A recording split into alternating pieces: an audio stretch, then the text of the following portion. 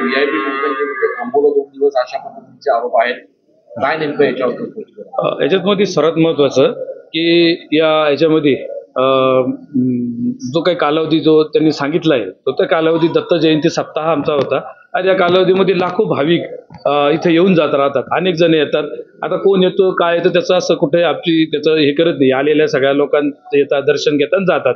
आणि या संदर्भात आपले जे चौकशीची यंत्रणा आहे ती सुद्धा येऊन गेली आणि आम्ही त्यांना त्या संदर्भात सीसीटीव्ही फुटेज पण दिले. त्याच्यात ते कदाचित त्यांना ते येताना आले गेले असं पण कुठलाही मुक्काम व्यवस्था आणि व्हीआयपी ट्रीटमेंट याचं काही तसं कुठे त्याचा संबंध नाही किंवा तसं कुठलंही झालेलं नाही.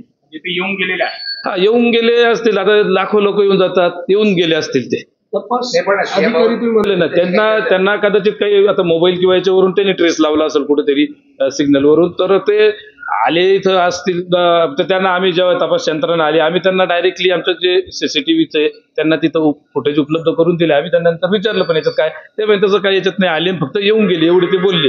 पण त्याच्यात काही असं कोणी ते जे आता तुम्ही ज्यांचं नाव दुसऱ्यांचं नाव घेतले ते कोण नाही विष्णू साठे असं ते कोणी हे नव्हते त्यांच्या बरोबर असे कोणी.